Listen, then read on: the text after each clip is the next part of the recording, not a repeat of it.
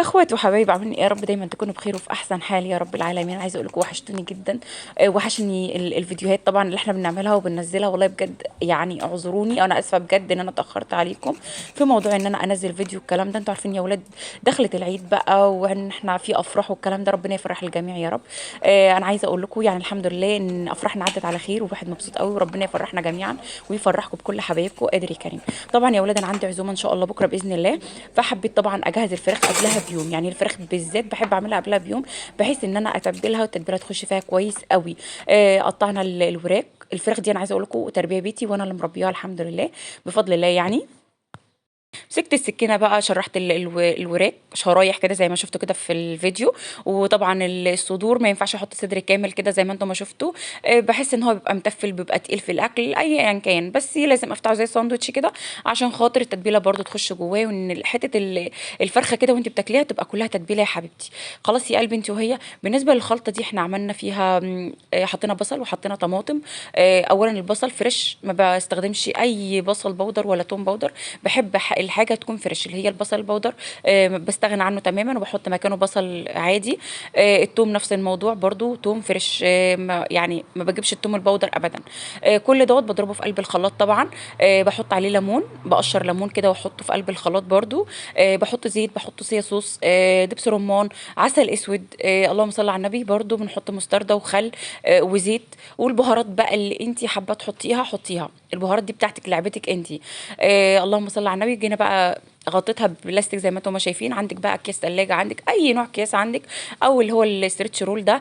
برضو كله شغال. المهم ان انت تغطيها وتحطها في قلب الثلاجه بحيث ان التتبيله تبقى لو اقول لك على حاجه كمان، الزبادي او اللبن حطيه برضو على الفراخ المشويه، برضو بتبقى حلوه قوي. يعني ضيفيه في قلب الخليط.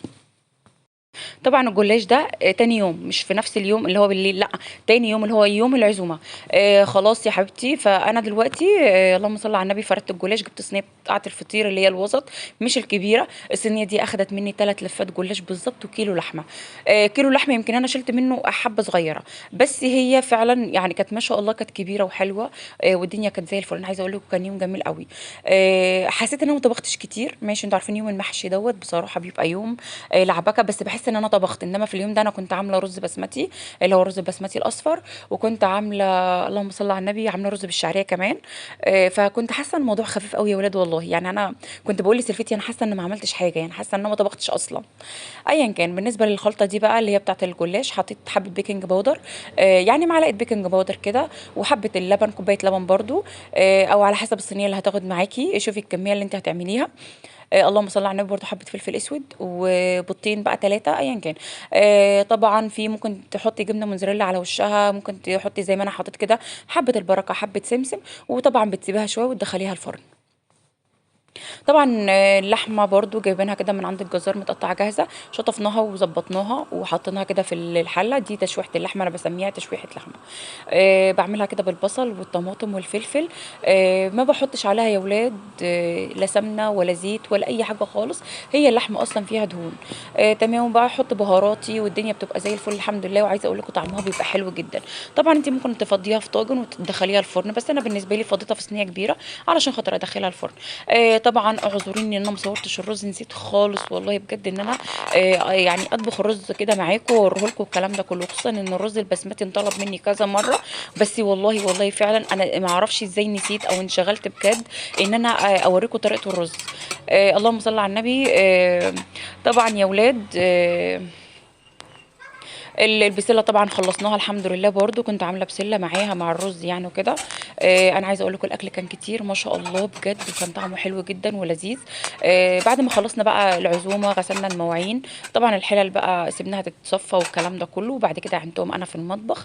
بالنسبه للاطباق طلعنا الاطباق طبعا من النيش وكده، بس قبل ما ارجعهم من النيش تاني كان لازم اصفيهم قيمه 5 6 ساعات، او ممكن ابيتهم يوم كامل في المطبخ على الفوطه، بحيث ان كل الميه اللي فيه تنزل. رغم ذلك برضو لقيت في الاطباق ميه، فكنت مضطره ان انا اجيب فوطه وامسح الاطباق بتاعتي بحيث ان انا ما ارجعهاش تاني فيها ميه. لا انا عايزه الطبق يكون ناشف ما فيهوش ميه خالص. ولازم يا ولاد برضو نحافظ على الحاجه، بحيث ان احنا زي ما انتم شايفين كل حاجه دلوقتي بقت غاليه، يعني الاسعار كلها بقت بسم الله ما شاء الله عدت، بقت الطاقين 3 و4 زي ما انتم شايفين الاسعار دلوقتي عامله ازاي. فاللي عنده حاجه يا ريت يحافظ عليها. انا يعني ما تقوليش لا خليني اتبسط بحاجتي واطلع حاجتي ومرمط في حاجتي، بعد كده هترجعي تندمي ان انت اهملتي في حاجتك. لان فعلا اتكسر مني اطباق كتير صيني وكده بسبب الاولاد والكلام ده كله. بس انا الحمد لله ان انا محافظه على دول ومحافظه على غيرهم برضو. اخلص العزومه اعين الحاجه تاني مكانها واقفل عليها بامانه. طبعا بعد ما لميت الاطباق وكده بدات ان انا امسح الرخامه. يعني ما كانش المطبخ فيه حاجه، المطبخ كان نظيف جدا ما فيهوش اي حاجه خالص. واشوفكم ان شاء الله في فيديو جديد باذن الله.